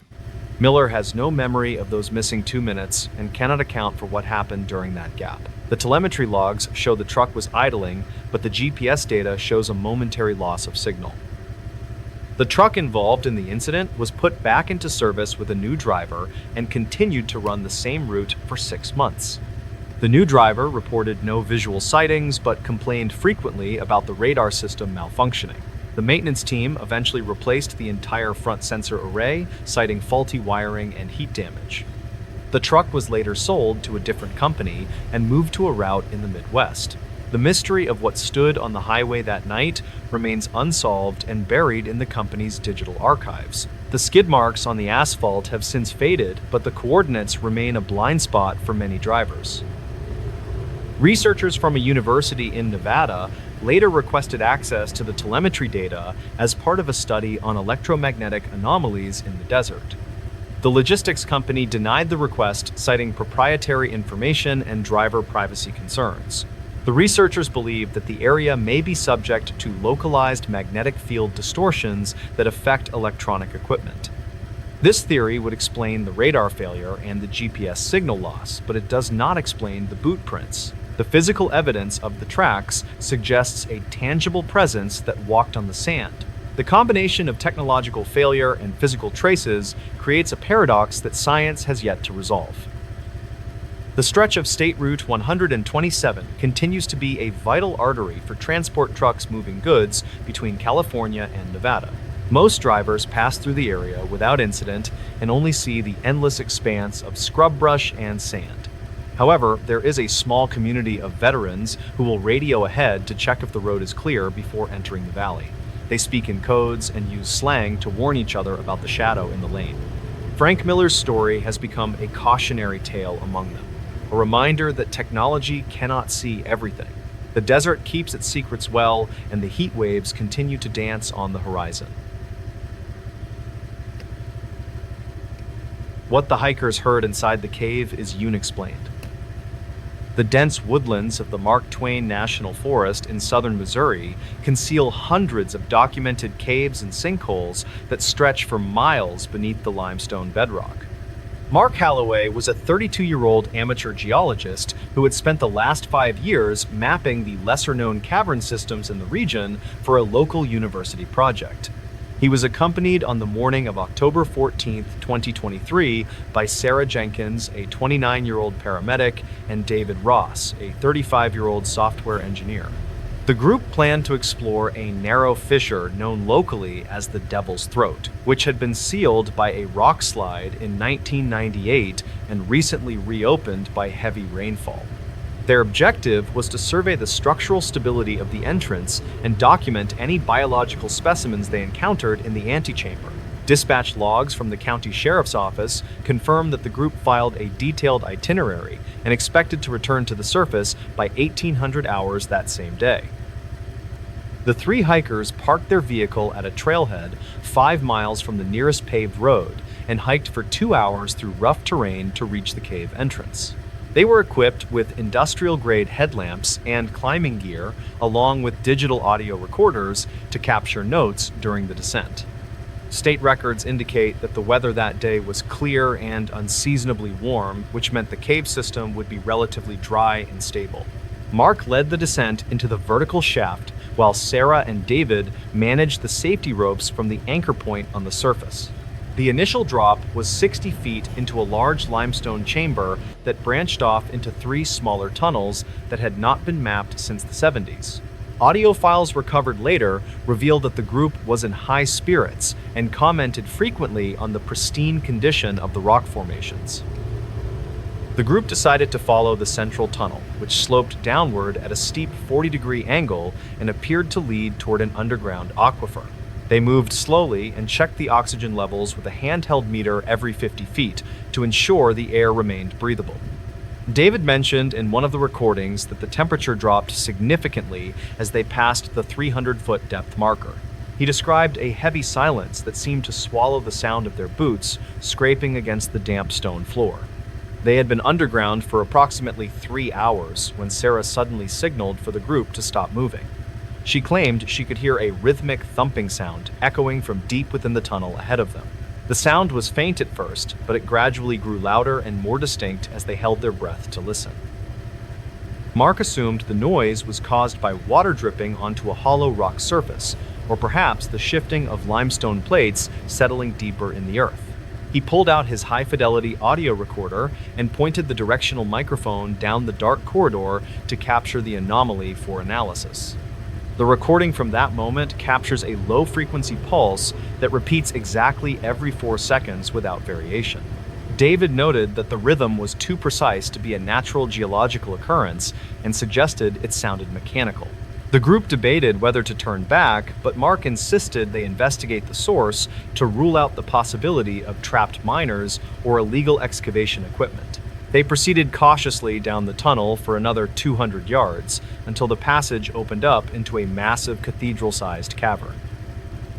The cavern was filled with towering stalagmites and a large pool of stagnant water that reflected the beams of their flashlights. The rhythmic thumping sound stopped abruptly the moment they stepped into the open space, leaving them in total silence once again. Sarah reported feeling a sudden drop in air pressure that made her ears pop painfully and caused a wave of dizziness.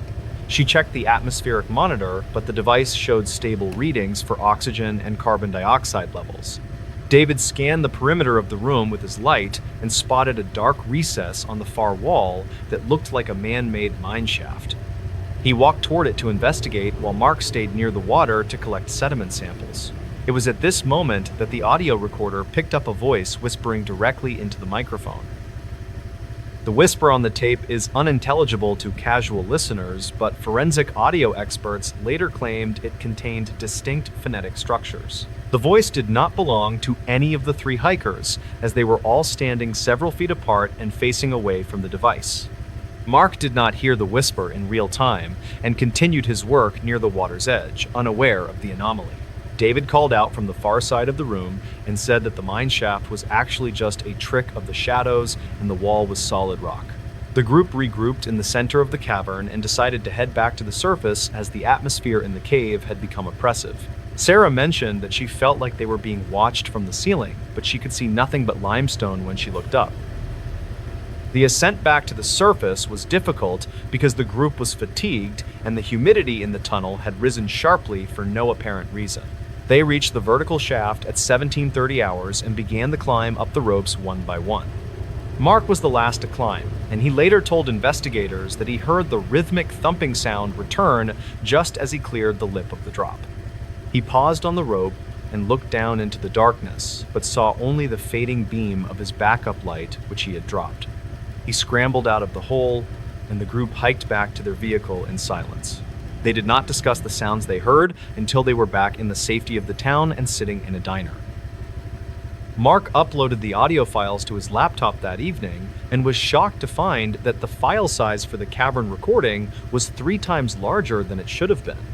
He opened the file in a sound editing program and saw a visual waveform that showed a constant wall of noise that was not audible during playback.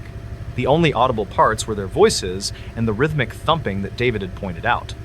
However, when Mark isolated the background frequencies, he found a layer of audio that sounded like heavy machinery operating in the distance. This was impossible because the nearest industrial site was over 40 miles away from the Devil's Throat cave system. He saved the isolated clip and sent it to a colleague at the university who specialized in acoustic geology. The colleague analyzed the clip and determined that the sound waves exhibited characteristics of a large ventilation fan or a turbine. He noted that the frequency was consistent with industrial air circulation systems used in deep underground bunkers. This analysis contradicted the official Geological Survey maps, which stated that the area was solid bedrock with no man-made structures. Mark tried to return to the cave 2 weeks later to verify the findings, but found the entrance blocked by a fresh rock slide. A park ranger stationed at the trailhead informed him that the area had been closed off indefinitely due to seismic instability. The ranger refused to elaborate on when the instability had been detected or who had authorized the closure.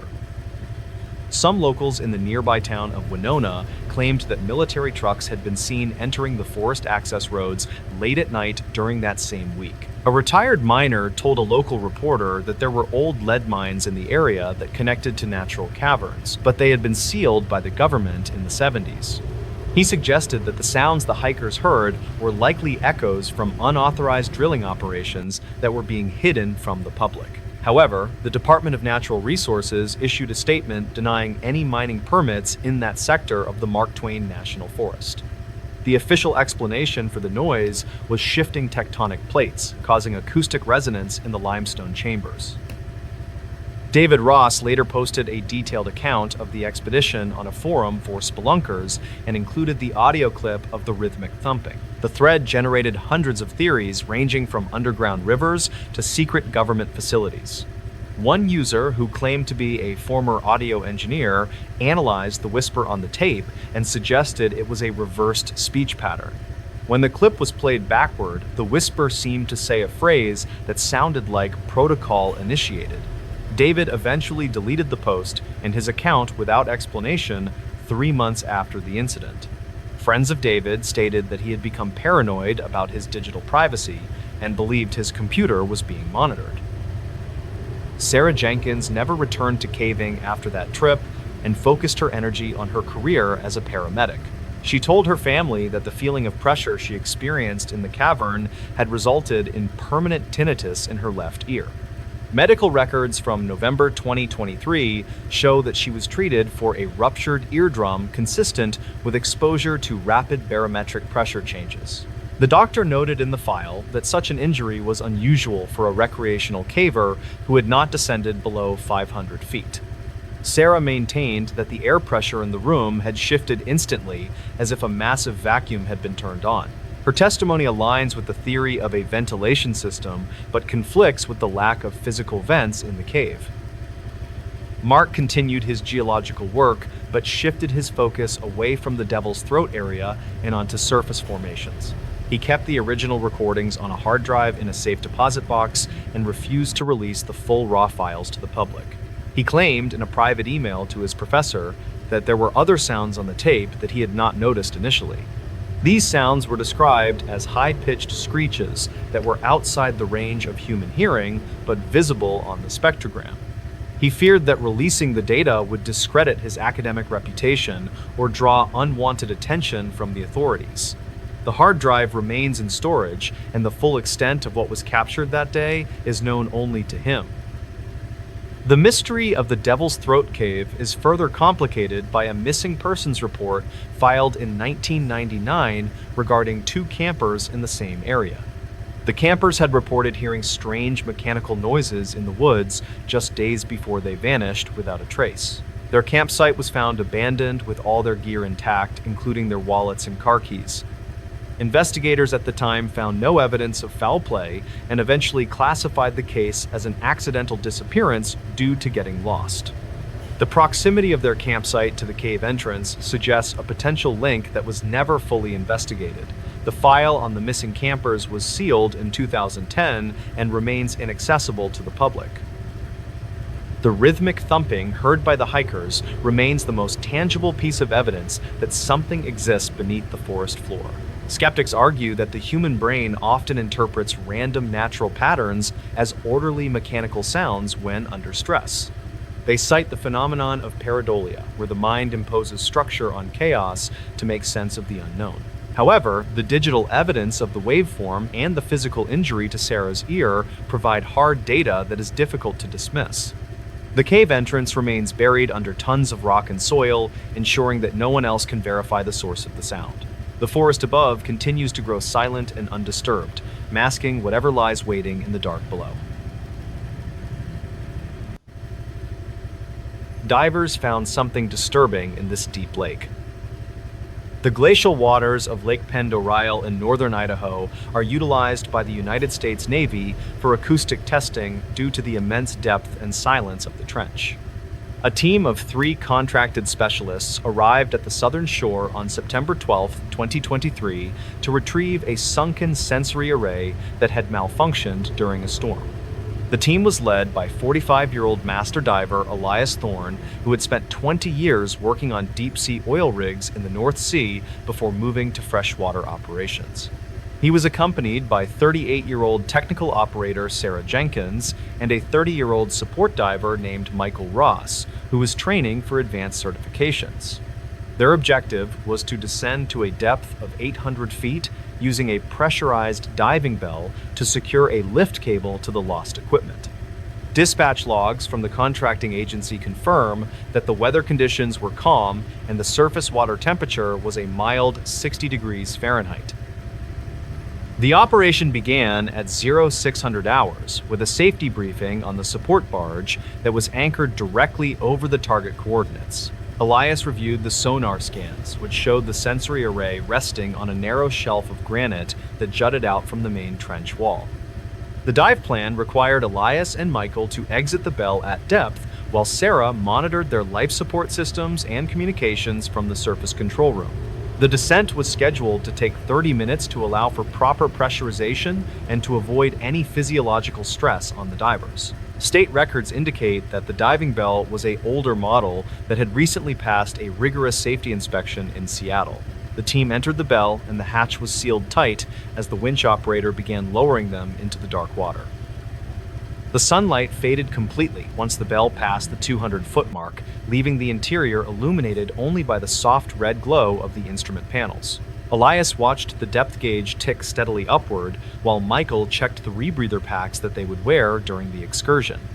The communication line to the surface remained clear, and Sarah provided updates on the sonar readings, which showed no large obstructions in their path. At 600 feet, the temperature outside the bell dropped to 38 degrees, causing condensation to form on the thick viewport glass.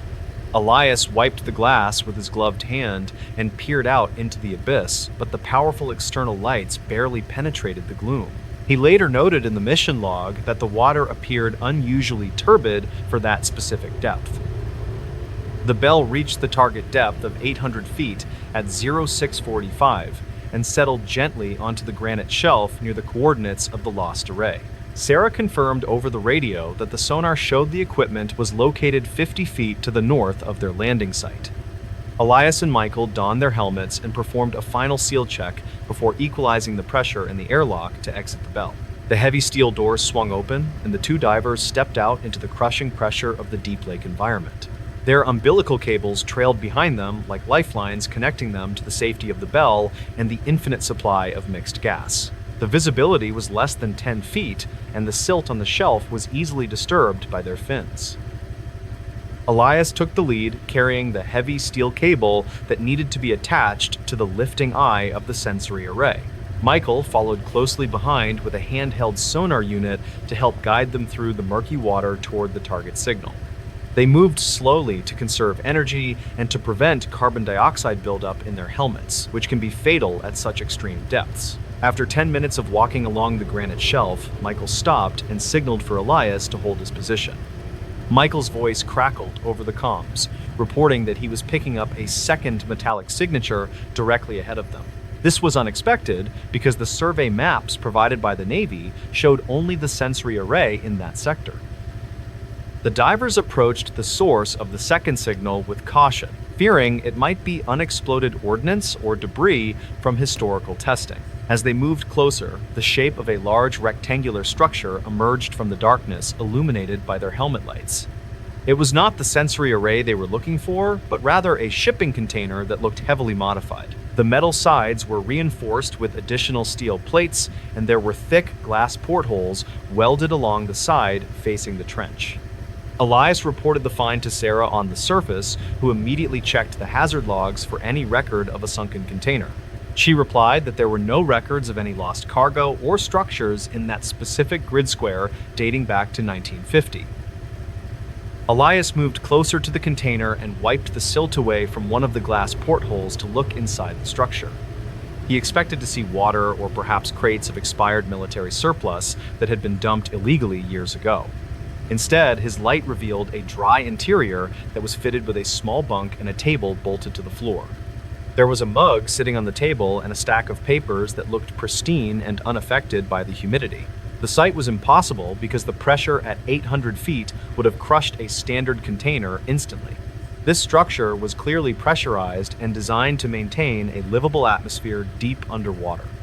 Elias felt a cold knot of dread in his stomach as he realized the air inside the container was likely fresh. Michael circled around to the other side of the structure and found a heavy hatch that was secured from the inside with a large wheel mechanism. He radioed Elias and pointed out a thick black cable running from the base of the container down into the deeper abyss of the trench.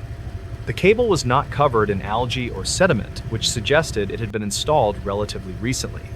Elias ordered Michael to back away from the structure and to focus on finding the sensory array so they could leave. However, Michael paused and told Elias that he thought he saw movement inside the container through one of the rear portholes. Elias dismissed this as a trick of the light caused by nitrogen narcosis and insisted they return to the mission objectives immediately. The divers located the sensory array 50 yards past the strange container and quickly secured the lifting cable to the main hook. The work was physically demanding, and their breathing rates increased significantly as they struggled with the heavy rigging. While they worked, Elias kept glancing back toward the container, half expecting to see the hatch opening. The silence of the lake was broken only by the rhythmic hissing of their regulators and the hum of the rebreathers. Suddenly, a loud metallic clang echoed through the water, causing both divers to freeze in place. The sound was distinct and mechanical, like a hammer striking a steel plate with significant force. Sarah called down from the surface, asking if they had dropped a tool or hit the bell. Elias replied that they were stationary and had not made the noise, which seemed to originate from the direction of the container. He ordered Michael to abandon the secondary survey and to head back to the bell immediately for extraction. They retraced their steps along the granite shelf, moving as fast as safety protocols allowed. As they passed the container again, Elias shone his light into the porthole one last time. He saw that the mug on the table was now knocked over, and a chair was lying on its side. This detail confirmed that something inside the structure had moved in the 10 minutes they were gone. Panic began to set in, and Elias grabbed Michael's harness to urge him toward the safety of the airlock. The divers scrambled into the bell and sealed the heavy door behind them before initiating the flushing sequence to clear the water. Once the interior was dry, they removed their helmets and sat panting on the benches while the bell began its slow ascent. Elias grabbed the hardline phone to speak directly to the surface supervisor and report the unauthorized habitat. The supervisor listened quietly and then told Elias that the sonar logs showed no structure at that location. He suggested that the divers were suffering from hallucinations induced by high-pressure nervous syndrome. Elias argued angrily, citing the physical details of the table and the cable, but the supervisor remained dismissive. The ascent required several decompression stops to allow the nitrogen to off-gas safely from their tissues. During the stop at 300 feet, the bell suddenly jolted violently, as if something had grabbed the lift cable. The bell swung like a pendulum in the dark water, causing equipment to crash to the floor. Sarah screamed over the intercom that the winch load sensor had spiked to 20 tons for a split second. The cable held the weight, and the bell stabilized after a few terrifying moments of oscillation. Elias looked out the viewport but saw nothing but black water and the rising bubbles from the pressure relief valves. He noted in the log that the impact felt deliberate rather than a current or a mechanical slip. The team surfaced 2 hours later and exited the bell onto the deck of the barge under the bright afternoon sun. They were immediately debriefed by a pair of Navy officers who had arrived by speedboat while the divers were underwater. The officers confiscated the helmet, camera footage, and the dive logs, citing national security concerns regarding the sensory array. Elias tried to explain about the container and the movement inside, but the officers simply nodded and told him to forget it. They claimed that the area was a dumping ground for classified test shells and visual identification was unreliable. The officers left the barge with the hard drives and the physical logs, leaving the crew with no evidence. Elias and Michael were paid their full contract rate plus a bonus for hazard pay and were asked to sign non-disclosure agreements. Michael quit the diving profession shortly after the incident and moved back to his hometown in Ohio. He told his brother that he still has nightmares about the chair lying on its side in the dry room. He is convinced that someone was living down there in the dark and that they were not happy about being found.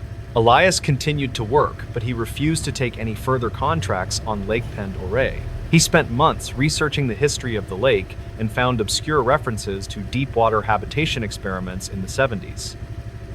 A local fisherman contacted Elias a year later, claiming to have snagged his net on a large obstruction in that same area.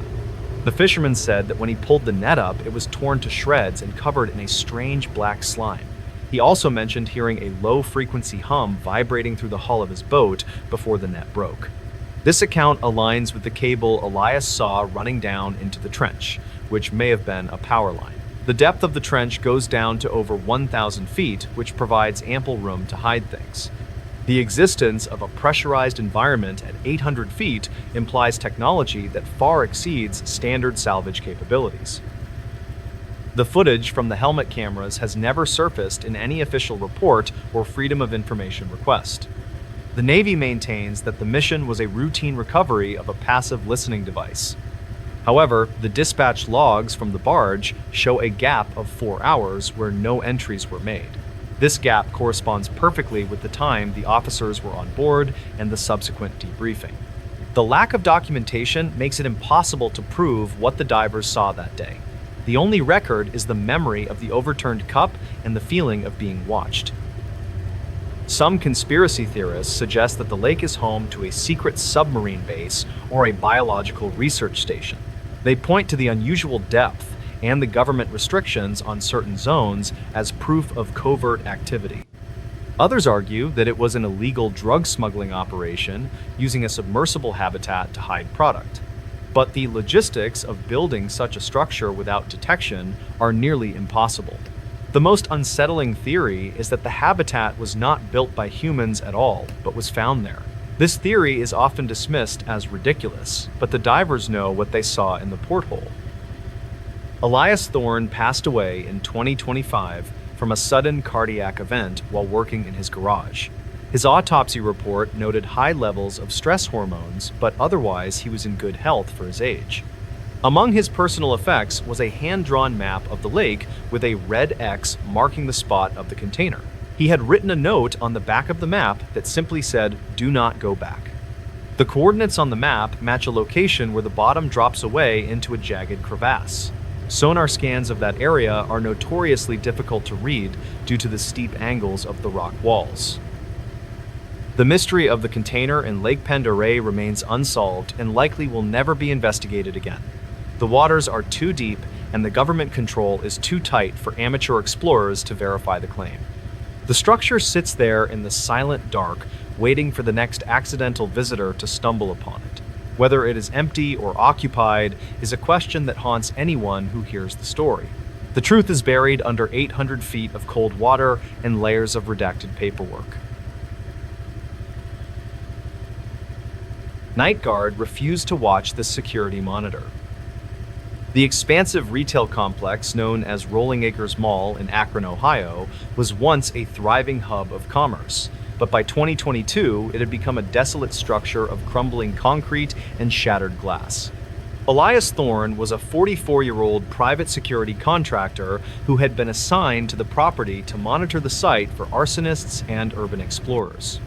Thorne was a former logistics manager who had lost his job during the economic downturn and took the night watch position because it offered solitude and steady pay. He was known among his colleagues as a rational and meticulous man who relied heavily on procedure and documentation.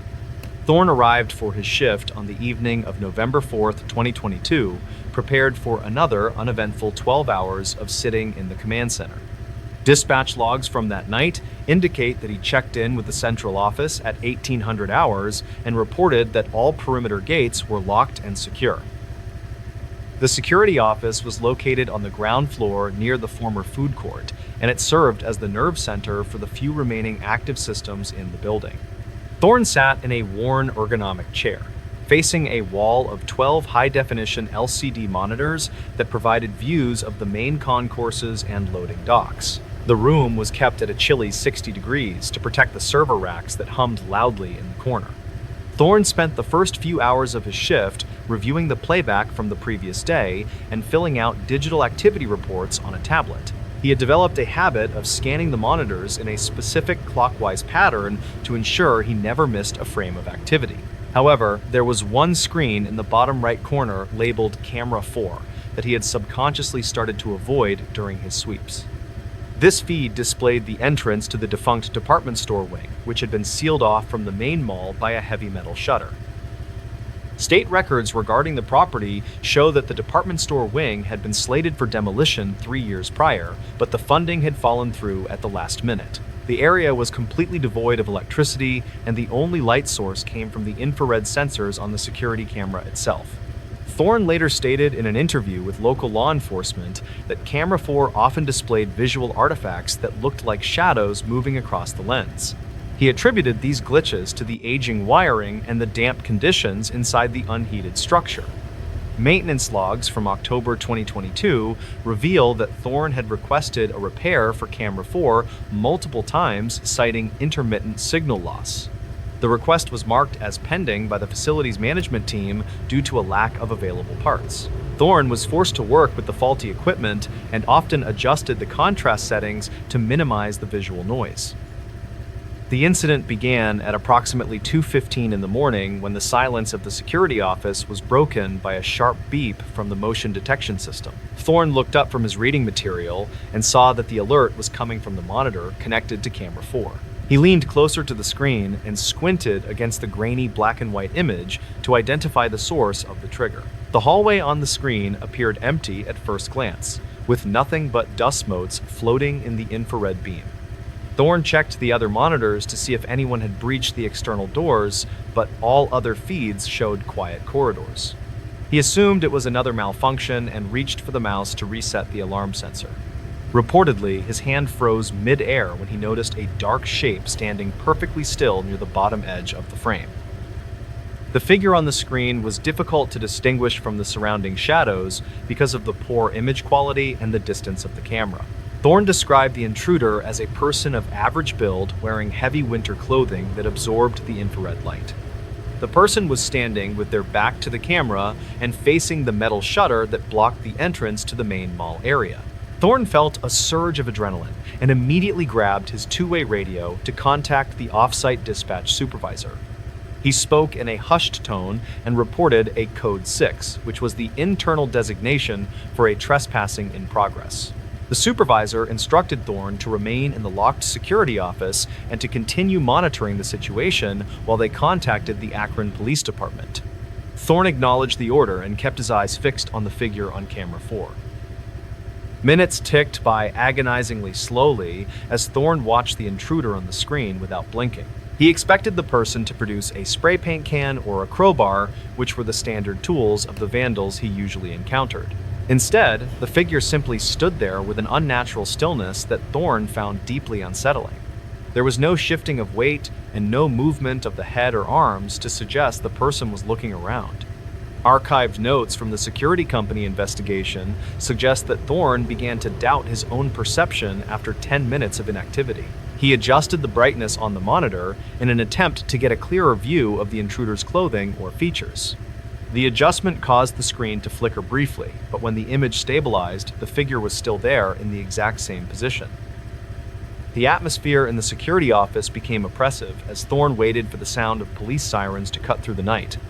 He glanced at the timestamp on the monitor and realized that 20 minutes had passed since he first spotted the intruder. Suddenly, the figure on the screen began to move, but it was not a natural human motion. Thorne told investigators that the figure rotated slowly on the spot without taking any steps, as if it were on a turntable. The movement was smooth and mechanical, and it resulted in the intruder facing directly toward the camera lens. The camera was mounted 12 feet high on a concrete pillar, so the figure had to tilt its head back at a severe angle to look into the lens. Thorne recoiled in his chair and pushed himself away from the desk as he stared at the face on the monitor. The facial features of the intruder were completely obscured by a patch of digital distortion that looked like a block of static. Thorne stated that the rest of the image was relatively clear, but the face was a swirling mass of gray pixels. He felt a sudden wave of nausea and a distinct feeling that he was being watched by something malevolent. The dispatch logs show that Thorne keyed his radio microphone again at 2:38 in the morning, but said nothing. The recording captures only the sound of his rapid breathing and the hum of the servers in the background. He later admitted that he was too terrified to speak because he felt that the figure on the screen could somehow hear him. He made the decision to look away from the monitor and focused his gaze on the door of the security office to ensure it was locked. Police units arrived at the perimeter of the mall at 2:45 in the morning and announced their presence over the public address system. Thorne heard the officers banging on the loading dock doors and finally found the courage to stand up and let them in. He led the two officers through the maze of service corridors toward the department store wing while explaining what he had seen. The group arrived at the sealed entrance and found the metal shutter intact and locked from the inside. The officers used a master key to open a service door and entered the wing with their tactical flashlights drawn. Thorne stayed back near the entrance while the police swept the area for any sign of the intruder. The beam of the flashlights cut through the stale air and revealed a thick layer of undisturbed dust covering the floor. The officers cleared the hallway and the adjacent rooms within 15 minutes and returned to where Thorne was waiting. They informed him that the area was completely empty and there were no footprints in the dust other than their own. Thorne insisted that he had watched a man standing there for over 20 minutes and demanded they check the roof access points.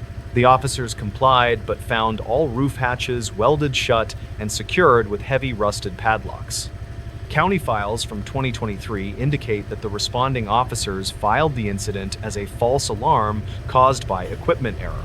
They noted in their report that Thorne appeared visibly shaken and was sweating profusely despite the cold temperature in the building. Thorne refused to accept their conclusion and led them back to the security office to show them the footage. Thorne sat down at the control desk and rewound the video feed for camera 4 to the time of the incident. He pressed play and waited for the figure to appear on the screen so he could vindicate himself. However, the playback showed nothing but an empty hallway for the entire duration of the time frame. The motion sensor log on the computer showed a trigger event at 2:15, but the video file associated with it was corrupted. The officers watched the static-filled screen for a few moments before telling Thorne to get some rest. They left the site at 3:30 in the morning, leaving Thorne alone in the office with the monitors. He spent the remainder of his shift sitting with his back to the wall, refusing to look at the bank of screens. The following morning, a senior technician from the security company arrived to perform a diagnostic on the system. Thorne watched as the technician traced the wiring for camera 4 from the server room out to the department store wing. The technician returned 30 minutes later with a puzzled expression and a bundle of loose wires in his hand. He explained to Thorne that the camera in the department store wing had been physically disconnected from the network. The wires had been severed cleanly, and the copper ends were oxidized, which suggested they had been cut weeks ago. This revelation meant that it was impossible for Thorne to have received a live feed from that camera during his shift. The monitor should have been displaying a blue signal loss screen instead of a view of the hallway. Thorne resigned from his position immediately after the technician delivered the news and refused to work out his notice period. He moved out of his apartment in Akron the following week and relocated to a rural town in West Virginia to live with his brother. He has refused all requests for interviews from journalists and urban exploration bloggers who have tried to contact him. The only person he confided in was his brother, who later shared the details of the story on a private internet forum for security professionals. The brother claimed that Thorne is still plagued by nightmares of the static-faced figure and refuses to be in rooms with televisions or computer monitors. Thorne remains convinced that what he saw was not a technical glitch, but something that was projecting itself onto the screen. Some locals claimed that the Rolling Acres Mall had been a site of tragic events long before it was abandoned. Archives from local newspapers mention a construction accident in the early 80s where a worker fell from the upper level of the department store wing. Rumors circulated for years among mall employees that the wing was haunted by the spirit of the deceased worker. However, investigators never confirmed any link between the accident and the security anomalies reported by Thorne. The skepticism surrounding the story is fueled by the lack of hard evidence and the convenient corruption of the video files. Yet the maintenance log discovered by a scavenger months later adds a complicating factor to the narrative. A group of urban explorers entered the mall in January 2023 and found a maintenance clipboard left behind in the security office. The log contained an entry signed by a different guard dated 2 days before Thorne's incident. The entry noted that camera 4 had been acting up and displaying images of people who were not there. This detail contradicts the official company stance that the camera was simply broken and disconnected. It suggests that other employees had witnessed similar phenomena but had chosen not to report it officially. The explorers took photos of the logbook and uploaded them to a data sharing site before they were removed for copyright violations. The existence of this log implies a pattern of events that the security firm may have been trying to suppress. The security firm dissolved its contract with the property owners shortly after Thorne's resignation, citing hazardous working conditions. The mall remained abandoned until the city eventually moved forward with demolition plans to clear the site for an industrial park. The department store wing was the first section to be torn down by the wrecking crews in late 2023. During the demolition, workers reportedly found a small hidden room behind a false wall near the location where the figure had stood. Inside the room, they found a sleeping bag and a collection of batteries, but no identification. This discovery led some to believe that a squatter had been living in the walls and tapping into the camera system. However, this theory does not explain how the squatter could manipulate the video feed to show a figure when the camera was disconnected. The mystery of what Elias Thorne saw on the monitor remains one of the most debated topics in the online security community. Skeptics argue that isolation and sleep deprivation caused a detailed hallucination that Thorne's mind projected onto the screen. They point to the fact that the human brain seeks patterns in visual noise and can create faces out of static. Believers argue that the severed wires and the corroborating maintenance log point to something more unexplainable. They suggest that the entity in the mall did not need wires to transmit its image to the observer. The only certainty is that a rational man walked into a shift at Rolling Acres Mall and left with his life completely derailed by a feed from a broken camera.